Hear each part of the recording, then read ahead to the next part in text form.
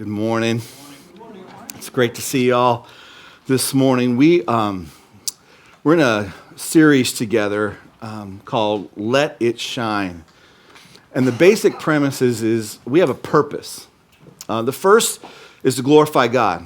That's probably the preeminent purpose. Love the Lord your God with all your heart, all your strength, all your mind, all your soul. This relationship comes first.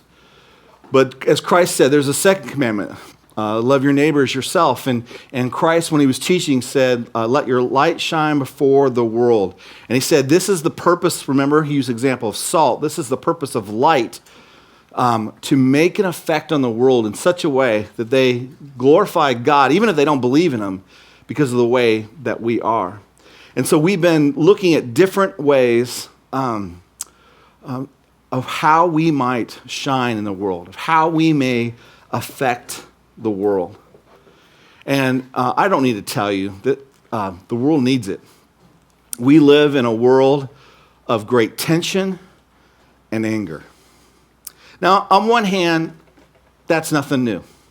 The fact that we live in tension, the world has always been that way. But there does seem to be a heightened sensitivity, if you would, to the tension and anger that's going on. It could be politics, it could be social issues, it could be bullying, religion. There's a lot of tension in the world around religion, classism, racism, just down road rage. A difference in education. There's just a lot of tension. And I don't have to go through, tell you stories, you know them.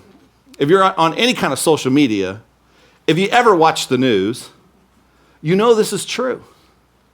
You know this is true. And like I said, though, there's always been disagreements, and there's always been an us versus them mentality. That is nothing new. There's nothing new about that. But at least in the modern era, you know what? If you take all of history, we actually might be less tense if you look at the broader history. But in modern history, it seems like the fuses have gotten shorter. It seems like reactions to very small things have gotten more extreme. And the opportunities to overreact, the opportunities to respond in anger, resentment, hate, have increased. Like I say, in the information age where you can say the very first thought that comes to your mind and put it out there for the whole world to see, it's just kind of heightened this. And the very fact that as soon as something happens in the world, I have access to everybody's opinion of why that matters. And now news just doesn't tell me what's going on. Depending on my bent, one way or the other, I have a news organization that tells me what I want to hear. Once again, those folks were bad. Once again, those folks were really good. The other side, well, once again, those folks were really good, or once again, those folks were really bad. There's just this tension.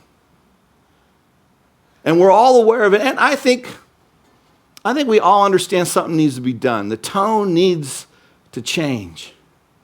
The thing that's interesting to me is that as information gets more readily available, you would think, you know what, we can find the truth faster.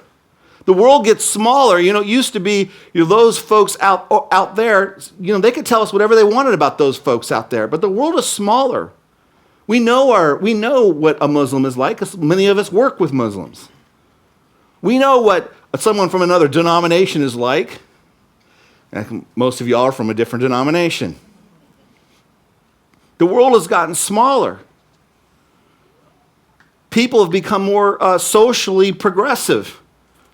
Even if you don't consider yourself progressive, the way that we accept the different backgrounds that we accept and we work with and we say are in the inner circle has definitely grown worldwide. And yet, with all this progress, there's still tension and anger, and it just seems to increase.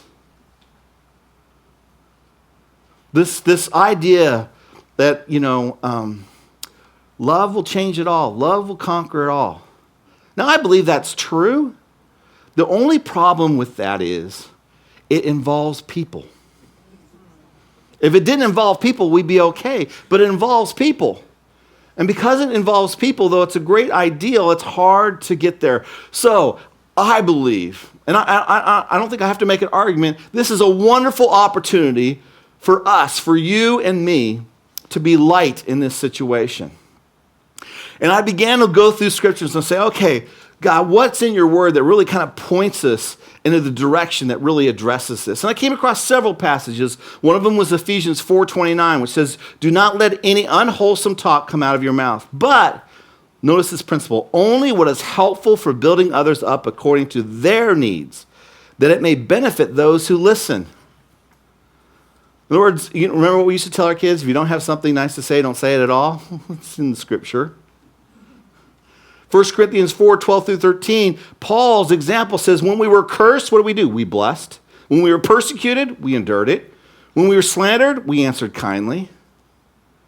There's just this tone of service, this tone of love. Colossians 4:5 and 6 says, be wise in the way you act towards outsiders. In other words, those not in the church. Make the most of every opportunity. Let your conversation be always full of grace, seasoned with salt, so that you may know how to answer everyone. Each of these passages is awesome. And I considered teaching each of these. And then I came across one that I went, oh, that was good, but I wanted to go right by it. Because it was like it applies, but it really doesn't apply. And it really, to be honest with you, it kind of made my stomach a little tense. And then as I thought more and more about it, I was like, you know what? This could lead us to such a radical place that it might actually be what Jesus would have us do. And so after much prayer and consternation, that's not the word, much prayer and struggling and wrestling, and we're gonna go to 1 Corinthians chapter 9. So if you have a Bible, it'll come up on the screen, but if you have a Bible, you want to borrow the one in front of you, that's great. But we're in 1 Corinthians chapter 9 and 19. Now, Paul is writing to a church that has lots of problems, okay? Probably a church like Trinity. And they live in an area much like the Bay Area. Everything goes, there's lots of prosperity. Anything you can think up is going on in Corinth, because there's so many people from so many backgrounds come for money. Sound familiar? And so he's writing to this immature church, and he's kind of letting them know how things really are. And then he comes to this place. What he's dealt with, there's been this issue inside the church where different people had differing views. In this case, it was meat offered to idols. Okay? In our day and age, it may be an issue like alcohol. Some people are like, you know what, the Bible says don't get drunk, but it doesn't say you can't drink.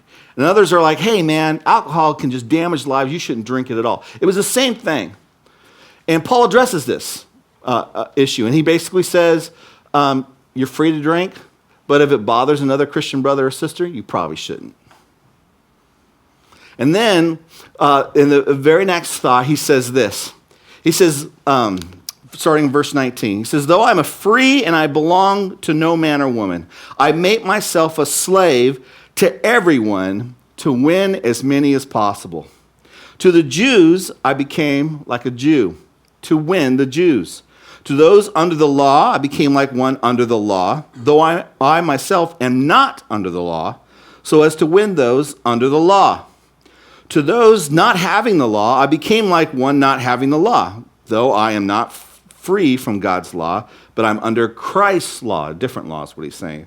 So as to win those not having the law. To the weak, I became weak to win the weak. I've become all things to all men and women, so that by all possible means I might save some. I do all this for the sake of the gospel, that I may share its blessings. So I just want to quickly kind of go through what in essence he's saying in the context of the day that he wrote. First of all, he says, I'm a free man, but I choose basically to set my rights aside. See, Paul is not bound by man's religious rules. And in that day and age, it's the Jewish rules that say you have to eat kosher.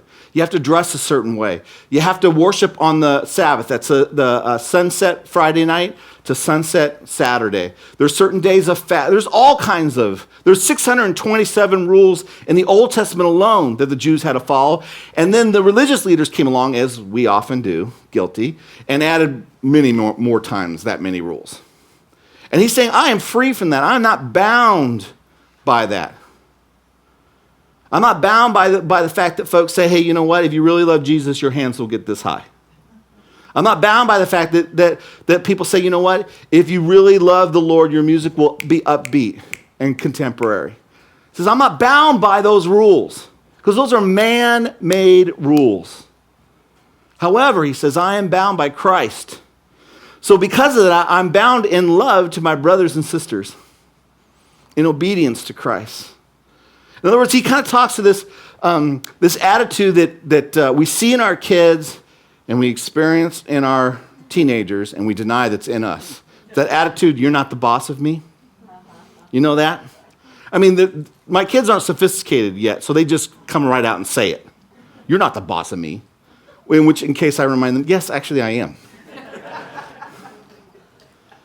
But Paul's saying, basically, people, they're not the boss of me. I only have one boss. God is the boss through Christ. He is the boss. But even though they're not the boss, I choose to allow them to boss me.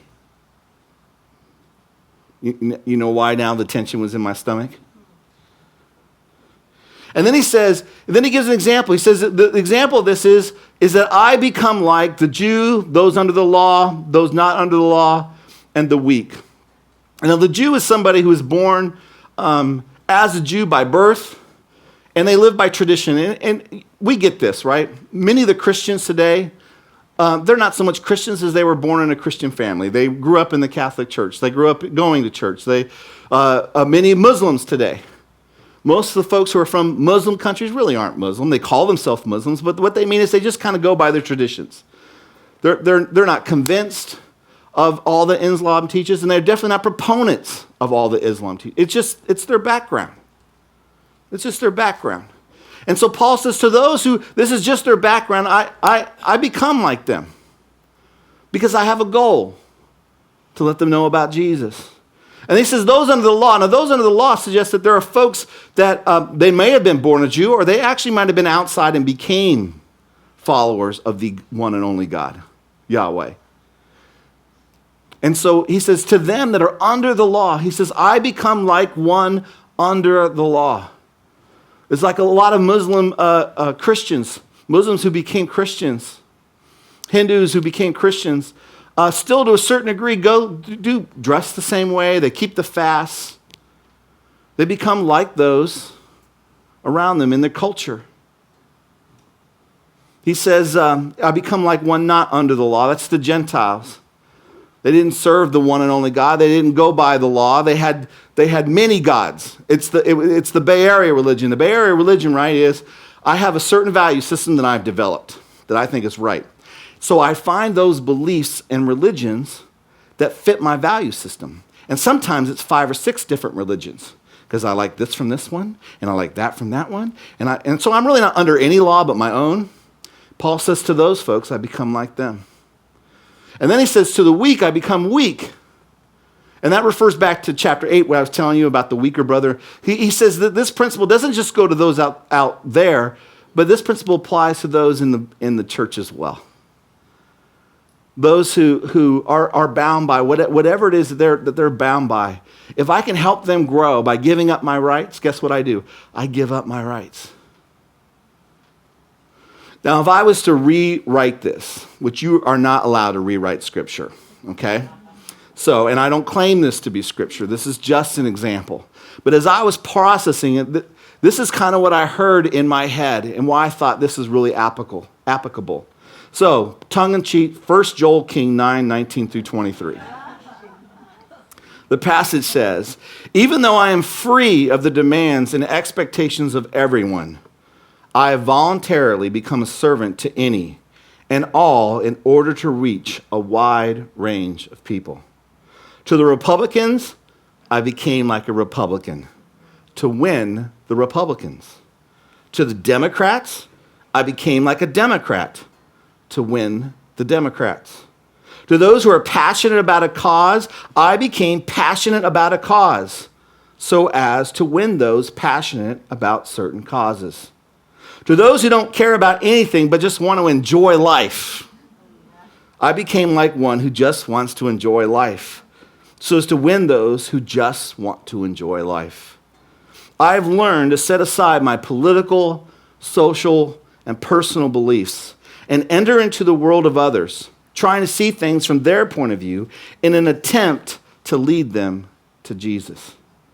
I do this because the greatest thing I believe in is the good news of God's love that was shown through Jesus. That someday I might share in the eternal blessing of those that entered into eternity because of God's work through me. Now, I understand this has limitations, and those you're going, wait. Hear me out. You know me, I'll throw a bomb out there and then I'll clean up the mess, okay? Or at least try to. But in essence, when I read that, I was like, this is total counterculture to the world we live in today, right? The world we live in says, hey, if you stand for something, you need to let everyone know. You need to post it. You need to fight for it. And obviously, anyone who disagrees with you, either A, doesn't understand you, so you have to repeat it 4 more times. And if they still don't understand it, then they're an idiot. I know we don't say it that way, but that's the way we act. So the question I think we have to ask ourselves, looking at this passage and its possible application is, what does it mean to be like them? When Paul says, I become like the Jews, I become like those under the law, I become like those not under the law, when I become like those of the weak, what does he mean? What does it mean for you and I? There are a few things that I came across. First of all, Paul does not change the truth.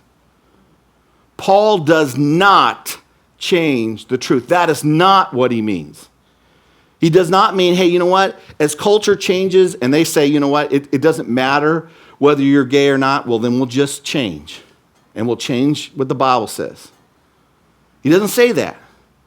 He boldly proclaims Romans 1, verse 16, I am not ashamed of the gospel. Why? Because of the power of God for salvation for everyone who believes, first for the Jew and then for the Gentile. Paul boldly declared the truth. And he never changed the truth to fit what people believed. He didn't tell the Jews, for instance, those under the law, he didn't say, you know what? It's okay. Yes, you need to believe in Jesus, but if you also want to earn your way to God by following the rules, go ahead and do that too. He never said that. He didn't say that. He said there's only one way to be right before God. And then he pointed out in our own scriptures, it says, no one is righteous, no, not one. Our own scriptures say that. He didn't tell the Gentiles that, you know what, I understand that in your background and whatnot, you worship all these other gods, these other Greek gods and whatnot. So just make sure that Yahweh is the big one. It's okay to worship all these other ones. Just make sure to add him in there somewhere. And you know what? If you make him the most important, then you're really leaning in the right direction. He didn't change the truth. He didn't say that. He said all those other gods are idols or demons. Love must never be defined as agreement. As much as our world wants to push that, and by the way, they only want to push it in something that they believe. You ever notice that? You ever notice how much tolerance and acceptance is pushed until someone disagrees with them? Both sides. I'm not talking about any one side. Someone disagrees with them, and then all of a sudden tolerance and love goes out the window. And that's why that's why our political leaders don't discuss anymore. They just call each other names. Because if I call you a racist, if I call you just soft on crime, then I just minimize you and we don't actually have to discuss anything. You're obviously wrong because you don't agree with me. Now, that just sounds ridiculous when I say it, but let's face it, that's kind of the way we live our lives. That's kind of what we see in the world. Love must be greater than our contemporary society's binary outcome, suggesting love is only experienced when one socially, politically, and religiously agrees with one another.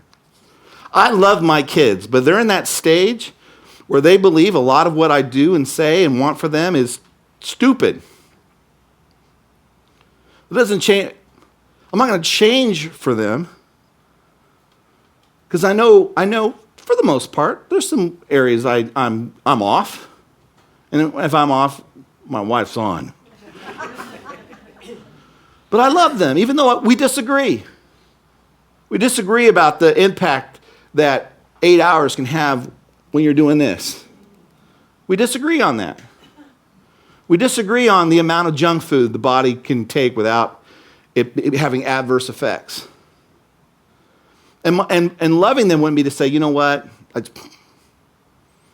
don't want to argue about it, so just do whatever. That's not love. And here's the thing, we intuitively know that, but then we act differently when it comes to those outside or certain issues. So he did not change the truth. What did he do? He listened. He listened. He wanted to understand where people were coming from. In Acts chapter 17, 22 and 23, it says this, Paul then stood up in the meeting of the Areopagus. This is a Gentile city, non-Jewish, non-religious, okay, non-Bible religious, and said, men of Athens, I see that in every way you are very religious, not Jewish religious, but very religious. For as I walked around and I looked carefully at your objects of worship, I even found an altar with this inscription, to an unknown God. Now what you worship is something unknown. I'm going to proclaim to you. Paul took the time to observe their culture. He took the time to look at their idols. Think about that. He took the time. The idols are false. The idols are evil in some cases. But Paul didn't just go, I'm not looking at the idols. I'm going to be faithful to God. I'm not looking at the idols. Paul looked at them. He took the time to get to know Athens and its people. He says later on in the same chapter, he says, he's preaching, he's talking about Christ. He says, for in him, God, we live and move and have our being. And then he says this, as some of your own poets have said, we are his offspring. Paul was familiar with their poets. Remember, he was raised as a Jewish Pharisee, strict. He would have wanted nothing to do with foreign teachings and poetry and gods, and that was his whole world. Because he was just loved the law so much. So if he knows this stuff, it came afterwards. It became after he became a Christ follower. Paul listened. He immersed himself in their culture. Now, he didn't worship the idol. He didn't burn anything to the idol. But he observed. He knew what they were talking about. So I want to get a little practical here, okay?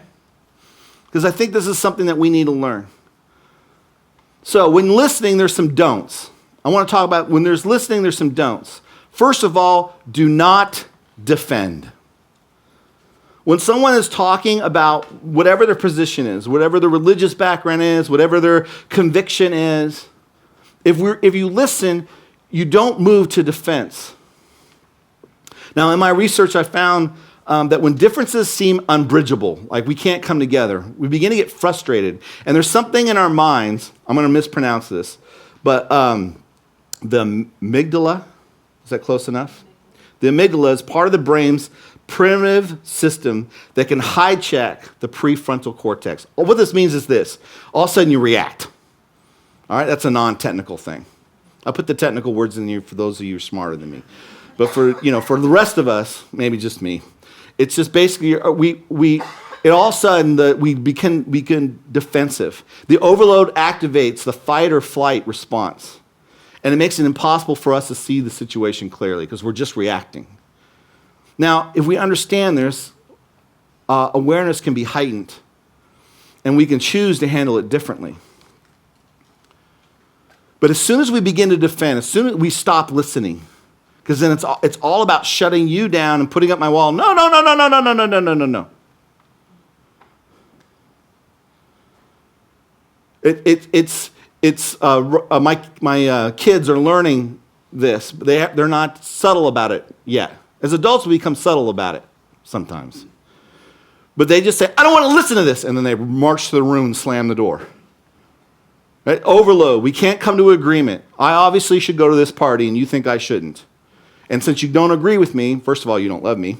And second of all, we're done. Now, I'd say this all the time. It's easy to say it to them, but I've probably modeled that to them.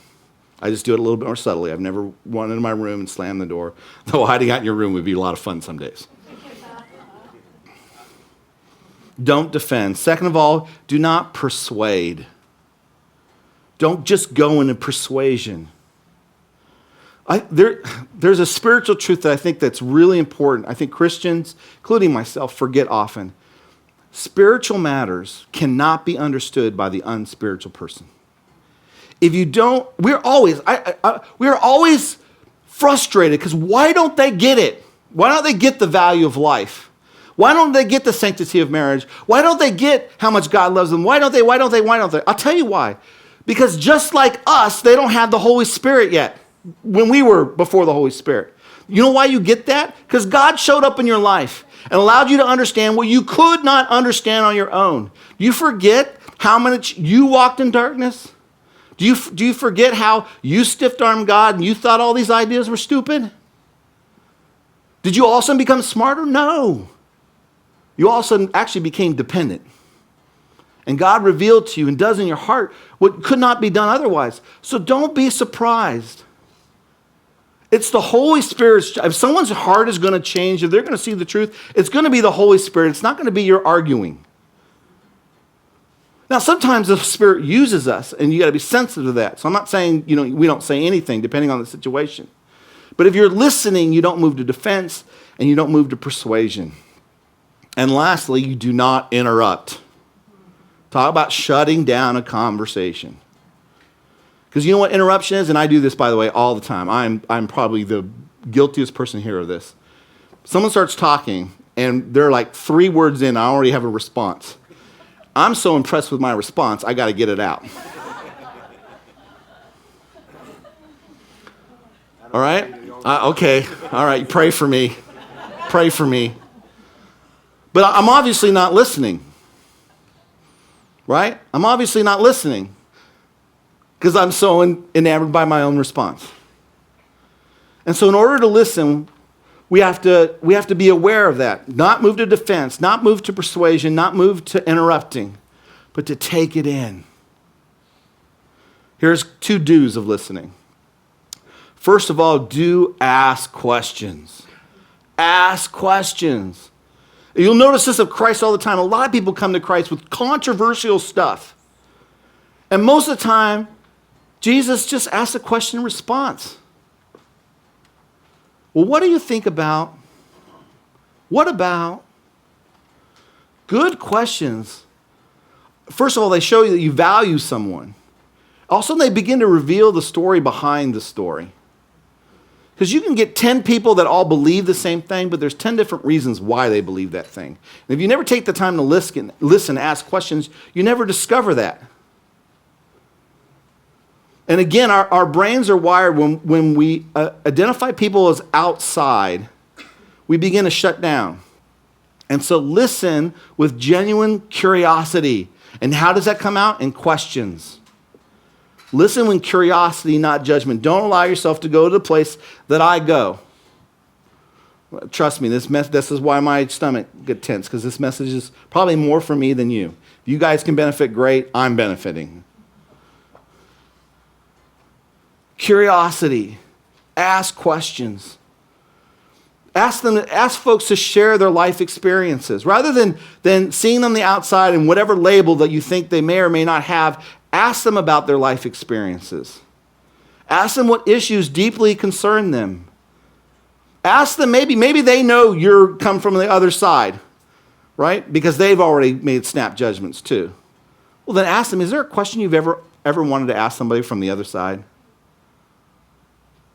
Just open up and dialogue. Ask questions. Be curious. Really learn about someone. You'll be amazed at the walls that come down just with that simple step. The next do is swap shoes. That whole idea of try walking a mile in someone else's shoes. It's amazing when you think about where are they coming from. There are many things that I disagree with other folks, but I try, and I think my kids experience this, and sometimes frustrating because no matter where they are on an issue, they call it devil's advocate. It's probably true, but well, maybe the reason that kid is mean to you because no one's ever nice to them, and they're making sure you reject them because of something they did rather than because of who they are. Swap shoes. If you've listened, and because of their background, because of their experience, maybe they have a good reason to hate Christians. I mean, I had a teacher who, by the way, was a Christian, but he had a big issue with Israel and Jews and that whole background because his family was one of those families that lived in Israel that was kicked out in order for them to become a state. And when you understood that, you kind of understood some of the things that went on in his heart. But if you never heard that, you never walked a mile in his shoes, it would be easy to miss. All right, so he listened, and he didn't change the truth. Next, he showed he valued them. He showed he valued them. Acts 21. Paul is returning to Jerusalem, and he meets with the leaders there, and this is the conversation. When they heard this about all that God was doing among the Gentiles, they praised God. But then they said to Paul, "You see, brother, how many thousands of Jews have also believed, and all of them are zealous for the law." In other words, they're Christians, but they're still really passionate about the law because that's what they were raised with. "They have been informed that you teach all the Jews who live among the Gentiles to turn away from Moses." In other words, they've heard that you've told even the Christian Jews, don't follow the law. Don't do what Moses told you to do. Telling them not to be circumcised their children or live according to our customs. They said, "What shall we do? They will certainly hear that you have come. So do what we tell you." Now, by the way, this was false. Okay? Paul did not teach that. As a matter of fact, Paul said, if you were born a Jew, live as custom-wise. Not in your faith, but in custom, live as a Jew. If you weren't born under the law, then you don't have to keep the kosher things. You have to celebrate the feasts. So do what we tell you to do. There are 4 men with us who have made a vow. This is a Jewish thing. Take these men, join in their purification rites, and pay their expenses so that they can have their heads shaved. Then everybody will know there is no truth in these reports about you, but that you yourself are living, notice this, in obedience to the law. Now think about that. Paul was a Christian. He is the primary one to say that the law is gone. You don't have to live by the law anymore. He's the number one arguer of that in the Bible that God uses. But here he is, he kept the law. There's reason to believe he continued to wear the dress and keep all the traditions of the Pharisees, even after he became a Christian. And they're saying, you know what, we know this is true, but we want others to see that it's true. We want others to see that you still value the Jewish traditions, that you still value the Jewish people. When you take the time to listen, it shows others, and then you take the time to kind of enter into the world, it shows that you value them above yourself. That you're putting them first. That you're willing to try their food. That you're willing to, by the way, go to their worship service. That you're willing to listen to their idea. That maybe you're willing to march with them with something that's really important to them.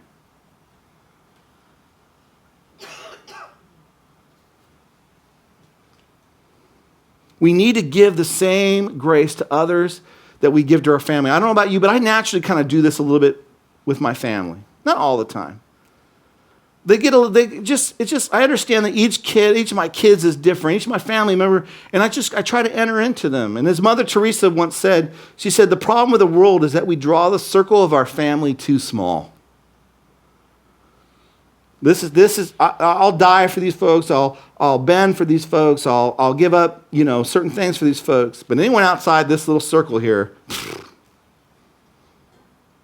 talk to the hand. But when we treat people with dignity, when we enter into their world, we show that we value them. That in God's eyes, they are family. Or at least they're worthy to be treated like family. Now again, I'm not talking about lock, stock, and barrel agreeing with someone. So I believe that only God can create life. Man and women can make love, but only God creates life. I believe according to the Bible, he's the one who knits people together in the womb, and therefore at that point they belong to his. And he's the one that decides whether they're birthed or not birthed. But when I come across someone who's either considering or has had an abortion, that's not the primary issue that I stand on. The primary issue, I can affirm the rights of women. I can affirm, I can listen to and say, I can understand how you wouldn't want someone else to tell you the choices you can have and you can't have. There's a lot that I can agree with without saying, you know what, I don't want to offend you, so I'm just going to change what I believe. I'm going to change what the Bible says. But I can look for agreement. I can listen to the story.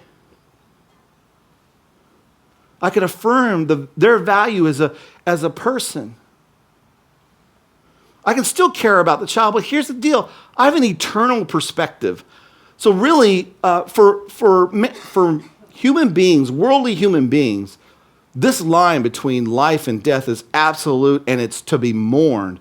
But if you really believe and trust God, that line between life and death, it's just an enter into God's glory for some and their choice to be separate from him for others. And so the soul, though, is something to be mourned. God's got it covered. God's got it covered. They're just entering from this physical life to the spiritual one. Now, I don't want to minimize the issue. Don't get me wrong. That's not what I'm saying here. But I'm saying is that there is a way to enter in with someone to lovingly disagree with them and meet them where they're at by listening and show you that you value their opinion. You may not agree completely with it, but for me to open up my Bible to somebody who, quite frankly, a lot of times the world has chewed up and spit out and chewed up and spit out, and for me to come and just say, well, the Bible says that what you're doing is evil. I'm just another person chewing them up and spitting them out. And yes, that decision is against God's law. But probably that day, I've already broken God's law a few times myself.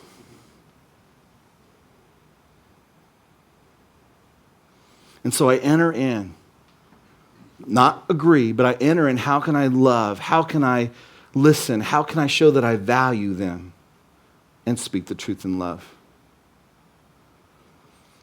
For instance, here's one example. It's a simple one, but it's an example.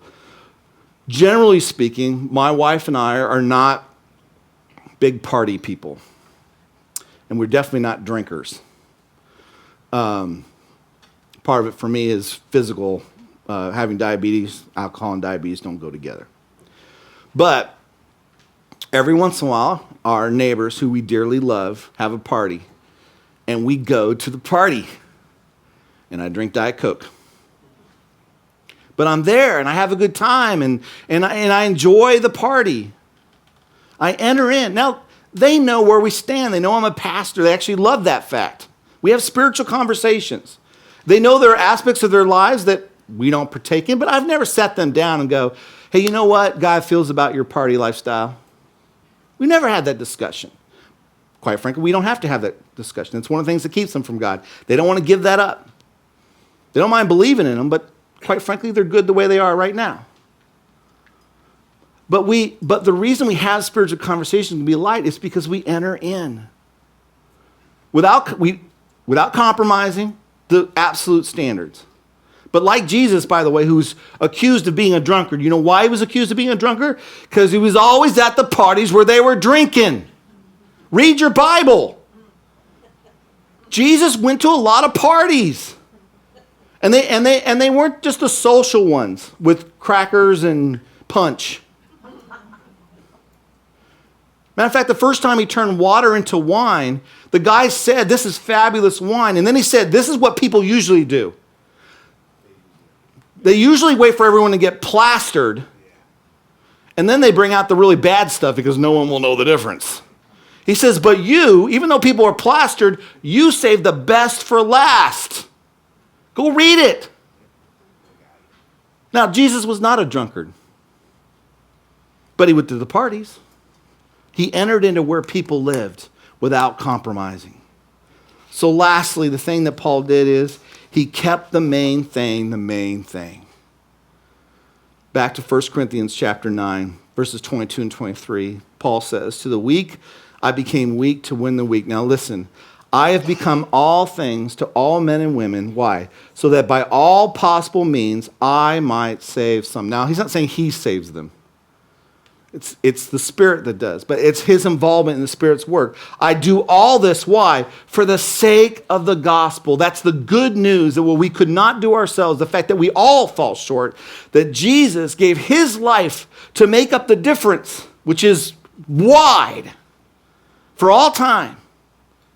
And those who trust in him and trust that God did for us what we could not do for ourselves are adopted into his families. And he begins to transform us. He takes us just as we are, and he doesn't leave us there. He grows us, but it's a process. And no matter where we are in that process, when death comes knocking on the door, we are entered in before God, not because of anything that we did, not because of the progress we made, but because of his work on our behalf. That's good news. And when I do that, he says, I share in its blessings. I share in the fact that for eternity, there are going to be people there. They're going to say, you know what, God used you. I'm here because of you. Now, yes, because of God, but you allow God to use you as an instrument. And maybe I didn't cross the line, but maybe it was that one word that led me to seek a little bit more. Maybe it was that action that you entered into my life and I saw, you know what, Christians aren't everything that I see on the news. See, when our light shines like this, we begin to break down the stereotypes of Christians, which is that we're judgmental, narrow-minded, self-righteous, hateful people. And by the way, that's accurate of a lot of people who wear the label Christian. They're not Christian. That's not Christ-like at all. But it's accurate. But when people experience you and me, it shows you. See, Paul's goal is not to argue every nuance of what is right. When he sees the Christian brother or sister, he's like, you know what? You're free to drink. Or in their case, you're free to eat that idols or the food that was offered to idol, because the idol is nothing. However, he says, the preeminent thing is Jesus. The preeminent center of my life is the good news. And so what I would encourage you and me to do is enter in, and before we respond to people, before we put them in a box, make sure it passes what I'm going to call the gospel test. The gospel test, which is simply asking the question, is this conflict, is this thing I'm about to bring up, is it worthy of the gospel?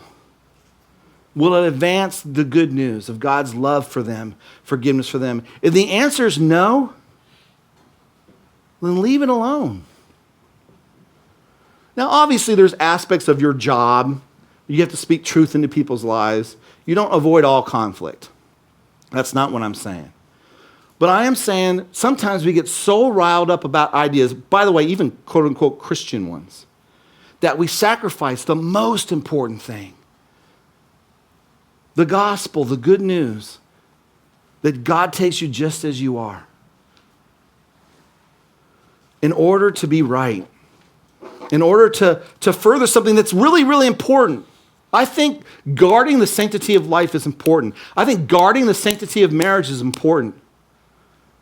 I think that guarding the right To say I want to live by the Bible in a political environment that says that I can live by my convictions, I think that is important. And I will vote that way, and I will speak that way, and I will share that way. But it all stops when it begins to hinder the advancement of the gospel. So my challenge to you and my challenge to me, we need the Spirit's discernment here. Because we don't stop speaking the truth, but we start making love the first thing rather than the thing somewhere down the list that we just say after we get off our chest what it is that we have to get off our chest. Let me pray for us, and then we'll just ask God to refine us. Lord, I thank you that you treated us this way. Jesus could have came down and just focused on, hey, you're short here, you don't do that, you're lousy at this, you need to change.